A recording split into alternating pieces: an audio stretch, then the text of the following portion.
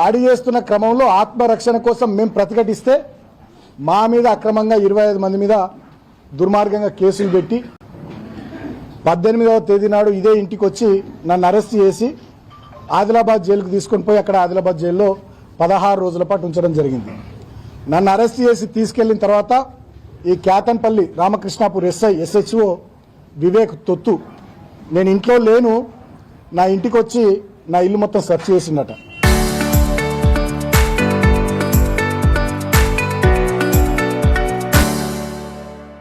ఎవడిచ్చిందా నీకు అధికారం? నేను అడుగుతా ఉన్నా రామకృష్ణాపూర్ SIని. సెర్చ్ వారెంట్ లేకుండా నేను జైల్లో ఉన్న సమయంలో నా ఇంటికి వచ్చి సెర్చ్ చేయడానికి, సోదా చేయడానికి మీకు ఎవడ అధికారం ఇచ్చిండు? నీ అయ్యే జాయిర్ అనుకుంటున్నావా? అంటే ఎంత దుర్మార్గము! మమ్మల్నే కొడతారు, మా మీదనే కేసులు పెట్టి మమ్మల్ని జైల్లో పెడతారు, మళ్ళీ మమ్మల్ని జైల్లో పెట్టి మళ్ళీ మా ఇంట్లోకి వచ్చి మా ఇండ్లు సెర్చ్ చేస్తారు. అంటే ఎంత పరాకాష్ఠకు పోయింది వీళ్ళ అధికారం, అహంకారం అనేది, వీళ్ళ దుర్మార్గం అనేది ఎంత పరాకాష్ఠకు పోయిందో దీన్ని బట్టి అర్థం చేసుకోవచ్చు. ఇక ఆ కేసులో లేనటువంటి వాళ్ళు సీనియర్ నాయకులు మా మందమర్రి కానీ, RKP కానీ, చెన్నూరు కానీ ఎవరెవరైతే పార్టీలో యాక్టివ్గా పనిచేస్తున్నారో అండ్ అదర్స్ అని పెట్టి వాళ్ళందరి పేర్లు చేర్చుతూ ఇప్పటికి 25 మంది, క్రైమ్ నెంబర్ 40లో 25 మంది, క్రైమ్ నెంబర్ 41లో 25 మంది, ఇట్లా వీళ్ళందరి పేర్లు పెట్టి ఇంకా అండ్ అదర్స్ అని పెట్టిరట. ఇంకెవరెవరి మీద పెట్టాలో వాళ్ళందరి మీద పెట్టుకుంటూ ఇదొక ప్రహసనం లాగా, తెలుగు సీరియల్ లాగా దీన్ని నడిపించుకుంటూ బీఆర్ఎస్ పార్టీ యాక్టివ్గా ఉండేటటువంటి లీడర్లందరి మీద కేసులు పెట్టి అందరినీ జైళ్లకు పంపించాలనేటటువంటి దురుద్దేశము, దుర్మార్గం ఈ ముఖ్యమంత్రి రేవంత్ రెడ్డి, ఈ మంత్రి వివేక్ గారు చేస్తూ ఉన్నారు. చివరికి ఏమాత్రం సంబంధం లేని పాపం మా కోలక్ష్మి అక్క మీద కూడా కేసు పెట్టింది. ఇంతకంటే అన్యాయం ఇంకోటి ఉంటుందా? ఇంత జరిగింది. చివరికి నన్ను జైల్లో పెట్టిర్రు. జైల్లో పెట్టినా కూడా నన్ను వదలలే. నన్ను బాగా దోమలున్న రూమ్లో పెట్టిర్రు. నాకు మంచినీళ్ళు చక్కగా ఇయ్యలే, భోజనం చక్కగా ఇయ్యలే. నాకు 2 రోజుల పాటు గొంతు నొప్పి వస్తే ఇప్పటికి కూడా నా త్రోట్ ఇంకా సెట్ కాలే, నాకు చక్కగా ట్యాబ్లెట్లు ఇయ్యలే. కొంచెం ఫీవరిష్గా ఉంది అంటే వచ్చి చూసే పరిస్థితి లేదు, ట్యాబ్లెట్లు ఇవ్వరు, డాక్టర్లు వచ్చి చూడరు. మొత్తం దోమలు. మేము 7-8 మంది ఆ రూమ్లు ఉంటే 100-150 దోమలు. అంటే కావాలని చెప్పి మాకు రిస్ట్రిక్షన్స్, నువ్వు గిన్నెనే తిరగాలి, ఇగో గిదే బ్యారెకు, బయటకు పోవద్దు, న్యూస్ పేపర్లు ఇయ్యరు, పుస్తకాలు తెప్పించుకుంటామంటే దానికి కోర్టు నుంచి పర్మిషన్ కావాలంటారు, చలి బాగా పెడుతుంది, ఇబ్బంది అవుతుంది అంటే దుప్పట్లు ఇయ్యరు. మా శ్రీకాంత్ అని మా అడ్వకేట్ ఒక 3 రోజుల తర్వాత పాపం ఆయన పోరాటం చేసి నేను కప్పుకోవడానికి కూడా దుప్పటి, దానికోసం మా ఆదిలాబాద్ చెందినటువంటి శ్రీకాంత్ అనే అడ్వకేటు 3 రోజులు ఫైట్ చేయాల్సి వచ్చింది. 3 రోజుల ఫైట్ తర్వాత నాకు దుప్పటి వచ్చింది లోపలికి. అంటే ఇంత దుర్మార్గంగా, ఇంత పైశాచికంగా వీళ్ళు వ్యవహరించారు ప్రభుత్వ పెద్దలు. అంతేకాకుండా నాకు మొన్ననే మంచిర్యాల కోర్టులో బెయిల్ వచ్చింది, హైదరాబాద్ కోర్టులో బెయిల్ వచ్చింది, ఎన్నో అక్రమ కేసులలో. చెన్నూరు కేసులో కూడా నాకు బెయిల్ రాలేదు, చిన్న కేసు. కావాలని చెప్పి ప్రభుత్వ పెద్దలు దాంట్లో నాకు బెయిల్ రాకుండా చేశారు. కారణం ఏంది? నిన్న హోలీ పండగ, ఇవాళ నా చిన్న కొడుకు పుట్టినరోజు. సో ఈ 2 రోజులు కూడా నేను జైల్లో ఉండాలని, అంటే పండగ పూట నా చిన్న కొడుకు పుట్టినరోజు సందర్భంగా కూడా నేను నా కుటుంబ సభ్యులతో ఉండొద్దు, జైల్లో బాధపడాలి అనేటటువంటి ఒక పైశాచిక ఆనందంతో ఈ ముఖ్యమంత్రి రేవంత్ రెడ్డి గారు, ఈ మంత్రి వివేక్ గారు వ్యవహారం చేస్తూ ఉన్నారు. సరే, నేను ఇప్పటికైనా మంత్రి గారిని కోరుతా ఉన్నా, ముఖ్యమంత్రి గారిని కోరుతా ఉన్నా, మీరు నన్ను 16 రోజులు జైల్లో పెట్టిర్రు, అనేక రకాల ఇబ్బందులు పెట్టిర్రు, మమ్మల్ని లాఠీచార్జ్ చేసి కొట్టిర్రు, మా మీదనే కేసులు పెట్టి అక్రమంగా జైళ్లలో పెట్టిర్రు. ఇప్పటికైనా మీ కక్ష తీరింది, ఇప్పటికైనా మీ కడుపు మంట, మీ కళ్ళ మంట చల్లారింది అని చెప్పి నేను అనుకుంటా ఉన్నా. ఇప్పటికైనా క్యాతన్పల్లి మున్సిపాలిటీ ప్రజానీకం ఇచ్చినటువంటి ప్రజా తీర్పును గౌరవించమని నేను కోరుతున్నా ప్రభుత్వాన్ని. నేను వేరే గొంతెమ్మ కోరికలు ఏం కోరతలే. ఇప్పటికైనా వివేక్ గారు, రేవంత్ రెడ్డి గారు, క్యాతన్పల్లి మున్సిపాలిటీ ప్రజలు ఇచ్చినటువంటి ప్రజా తీర్పును దయచేసి గౌరవించండి అని కోరుతున్నా. చెన్నూరులో 18 వార్డులలో 11 వార్డులు కాంగ్రెస్ గెలిచింది, మేము 4 గెలిచినాం. అక్కడి ప్రజా తీర్పును మేము హుందాగా గౌరవించినాం. నేనే స్టేట్మెంట్ ఇచ్చిన ప్రజా తీర్పును గౌరవిస్తున్నామని. మరి ఇక్కడ క్యాతన్పల్లి మున్సిపాలిటీలో 22 వార్డులకు గాను 14 వార్డులు మేము గెలిచినాం, 7 వార్డులు మీరు గెలిచిర్రు. మరి ప్రజా తీర్పును మీరు ఇప్పటికైనా గౌరవించాలని చెప్పి నేను మంత్రి గారికి, ముఖ్యమంత్రి గారికి, రాష్ట్ర ప్రభుత్వ పెద్దలకు తెలియజేస్తా ఉన్నా. నేను ఇంకొక విషయం కూడా, గతంలో నేను పోలీస్ స్టేషన్లలో మా మీద కేసులు అయినాయి, మమ్మల్ని అరెస్ట్ చేయబోయే సందర్భంలో మమ్మల్ని జైలుకు పంపిస్తారు అని తెలిసినటువంటి సందర్భంలో నేను ముందే ప్రెస్ మీట్ పెట్టి కూడా చెప్పినాను. 18వ తారీఖు నాడు మమ్మల్ని జైలుకు పంపించారు. 17వ తారీఖు నాడు రెండవసారి చైర్మన్, వైస్ చైర్మన్ ఎన్నికకు సంబంధించి అక్కడ కౌన్సిల్ సభ్యుల ప్రమాణ స్వీకారము, అదేవిధంగా తర్వాత జరిగినటువంటి ప్రాసెస్, దీనికి సంబంధించినటువంటి వీడియో ఫుటేజ్ బయట పెట్టాలని నేను డిమాండ్ చేసిన. జిల్లా కలెక్టర్ కానీ, ఈ ఎన్నికల స్పెషల్ ఆఫీసర్ కానీ, స్టేట్ ఎలక్షన్ కమిషన్ కానీ ఇప్పటిదాకా ఆ వీడియో ఫుటేజ్ ఎందుకు మీరు బయట పెడతలేరు?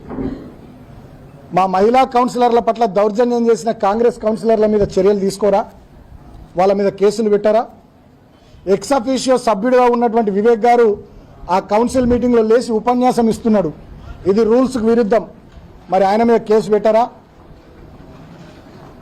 మరి ఇక్కడ 144 సెక్షన్ ఉంది, ఇక్కడ గుంపులుగా తిరగొద్దు అని చెప్పి మమ్మల్ని రిస్ట్రిక్ట్ చేసినటువంటి మీరు మరి గుంపులుగా కాన్వాయ్లు వేసుకొని మంత్రి గారు పోయినరు, మరి వారి మీద కేసు పెట్టారా? మా మీద రాళ్ల దాడి చేసారు కాంగ్రెస్ వాళ్ళు. వీడియో ఫుటేజ్లు కూడా ఉన్నాయి, వీడియోస్ వచ్చినాయి, మీ మీడియాలో, సోషల్ మీడియాలో విస్తృతంగా తిరుగుతున్నాయి. మరి కాంగ్రెస్ వాళ్ళ మీద కేసులు పెట్టారా?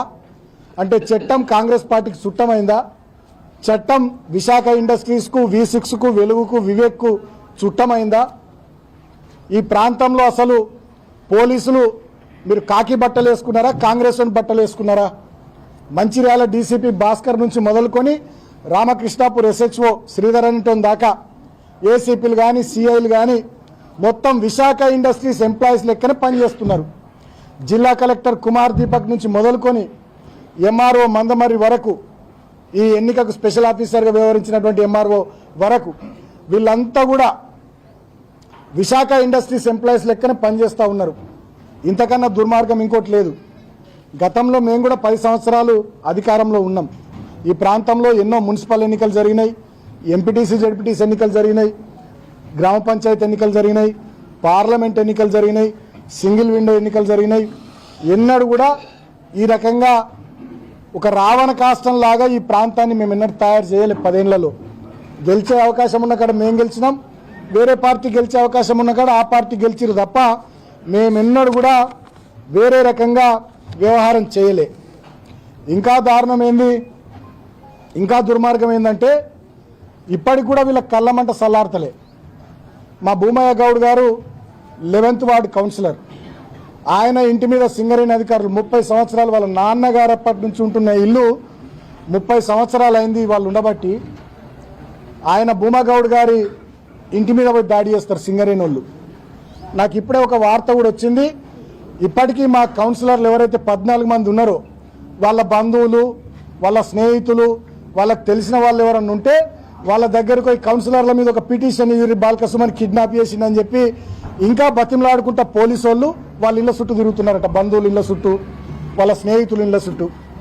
ఇంత జరిగిన తర్వాత కూడా రాష్ట్రమంతా మిమ్మల్ని తూ అన్నాక కూడా ఇంకా 14 మంది మా కౌన్సిలర్లకు సంబంధించి బీఆర్ఎస్ పార్టీ, సిపిఐ పార్టీ మేమే మా కౌన్సిలర్లను కిడ్నాప్ చేసినామని చెప్పి పిటిషన్ ఇవ్వమని ఇళ్ళ పొంటి తిరుగుతున్నారట పోలీసు వాళ్ళు. ఇక మీకు ఎందుకయ్యా కాకి యూనిఫామ్ పోలీసు వాళ్ళు? ఆ కాంగ్రెస్ బట్టలు, కాంగ్రెస్ కండువాలు వేసుకొని తిరగరావురి? ఏమైనా బుద్ధి ఉందా? మీరేం పని చేస్తుర్రు? ప్రజలకు నమ్మకం, విశ్వాసం ఉంటుందా వ్యవస్థ మీద? మీరు కాంగ్రెస్ పార్టీ కార్యకర్తలు లెక్క కాకి డ్రెస్ వేసుకున్న పోలీసులకు ఇట్లా పనిచేస్తే ఎట్లా? 14 మంది కౌన్సిలర్లు మాతోనున్నారు. మాతో ఉన్నటువంటి మా కౌన్సిలర్ల మీద పిటిషన్లు ఇవ్వమని ఇళ్ళ పొంటి తిరుగుతున్నారట. ఇక ఇంతకన్నా సిగ్గుచేట ఏమైనా ఉంటుందా? నన్ను 16 రోజులు జైల్లో పెడితిరి, మా ఊళ్ళను కొడుతిరి, లాఠీ చార్జ్ చేసి మా మీదనే రాళ్ళు ఎత్తిరి, మా మహిళల పట్ల దుర్మార్గంగా ప్రవర్తిస్తురి. ఇన్ని జరిగిన తర్వాత మా మూలరాజిరెడ్డి గారి కారు ధ్వంసం చేస్తురి, మా భూమగౌడ్ గారి ఇల్లు అది కూలగొట్టే ప్రయత్నం చేస్తురి. గిన్ని చేసిన తర్వాత ఇప్పటికి కూడా మా 14 మంది కౌన్సిలర్లు ఏకతాటి మీద ఉన్నారు. మీరిచ్చే బ్లాంక్ చెక్కులు, మీరిచ్చే కోట్లాది రూపాయల ఆఫర్లు తిరస్కరించి ఒక్కతాటి మీద ఉంటే ఇప్పటికి కూడా వాళ్ళని కిడ్నాప్ మేము చేసినట్టు ఏమైనా పిటిషన్లు ఇవ్వరని తిరుక్కుంటూ మళ్ళీ దాంట్లో కూడా FIRలు చేస్తారట.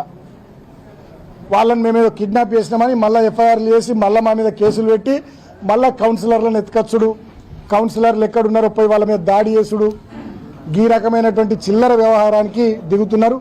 నేను మీడియాను కోరుతా ఉన్నా, మీడియా ద్వారా ఈ ప్రాంత ప్రజల్ని, రాష్ట్ర ప్రజల్ని కూడా కోరుతా ఉన్నా, గింత దుర్మార్గంగా, గింత దారుణంగా, ఇంత నిర్లజ్జగా, ఇక సిగ్గు శరము మానం మర్యాద అనేటువంటిది వదిలేసి ఇంత బ్లేటెంట్గా పట్టపగలు ప్రజాస్వామ్యాన్ని హత్య చేస్తూ, కూని చేస్తూ ఈ రకమైనటువంటి రాజకీయాలు మంత్రి వివేక్ గారు, ముఖ్యమంత్రి రేవంత్ గారు చేస్తున్నటువంటి తీరును గమనించమని నేను కోరుతున్నా. చరిత్ర సృష్టించినోడు ఇప్పుడు ఆ చరిత్రని తిరగరాయబోతున్నాడు. అబద్ధాల గోడల్ని బద్దలు కొట్టి నిజాలను రాగా మీ ముందుంచబోతున్నాడు. నిజమైన వార్తల కోసం వెంటనే డౌన్లోడ్ చేసుకోండి రా యాప్ని.